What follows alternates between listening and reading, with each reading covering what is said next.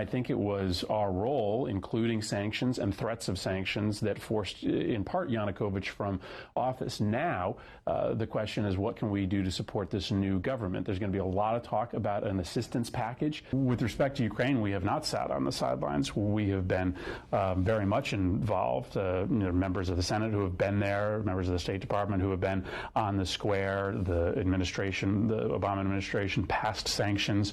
The Senate was prepared to pass its own set of sanctions. And as I said, I really think that the clear position of the United States has in part been what has helped lead to this change in regime. So I know that there is merit in the claim that the United States sort of has these principles and then we selectively apply them. We get involved in certain places and then we don't get involved in other places. But I think if ultimately this is a peaceful transition to a new government in Ukraine, it'll be the United States on the streets of Ukraine who will be seen as a great friend in helping make that transition happen. This is really about supporting one of the biggest, most important countries in the Eurasian region, be able to determine for themselves what their future is.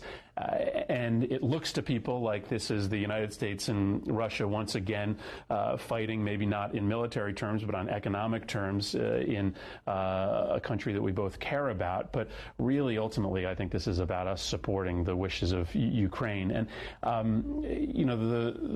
there is a U.S. interest here. We are in the middle of negotiating a new trade agreement with Europe.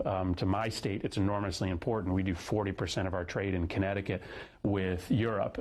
If Ukraine is part of the European Union and thus is part of this new trade agreement with the United States, that could result in billions of dollars in new economic opportunities for the U.S. So we do have an economic interest in the Ukraine being part of the European Union, and we shouldn't be shy about making clear that interest. Isn't it true that Yanukovych was elected for the first time in 2010 for one 5-year term? That elections were scheduled for 2015.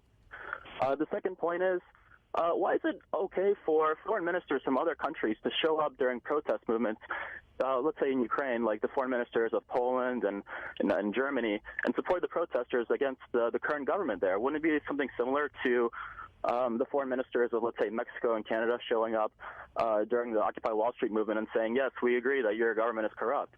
And the third point is, why isn't the West and America talking about the fact that a large or significant portion of the Ukrainian opposition right now is made up of far-right politicians, including from the party Svoboda, which openly is fascist and xenophobic, and they say that they don't want to join the EU because they consider the EU to be a bunch of gays and Jews, just as well as they say that they don't want to join the imperialist Moscow regime.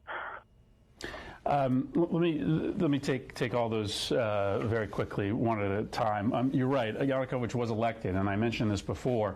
I understand the difficult position here, which is that Yanukovych was elected, and we are not in the business of encouraging rebellions and revolutions on the streets against elected leaders, because we ultimately think that elections, as you mentioned, are the place in which you should settle your differences. The issue here is that Yanukovych lost his legitimacy to govern when he used force to try to break up these protests. And the United States didn't go on to that square in any meaningful way until the president tried to break up the peaceful protests. That's why Senator McCain and I went. And we certainly got a lot of grief from people asking why 2 U.S. senators are going to the square to support a protest movement against an elected government. We did that because we think that there were human rights and civil rights that were violated there, and we've always stood up for that concept. And again, I think that answers your second question as to why you had foreign ministers and foreign leaders who were on that square. It was because we're standing up for the idea that people should be able to lodge protests against their government.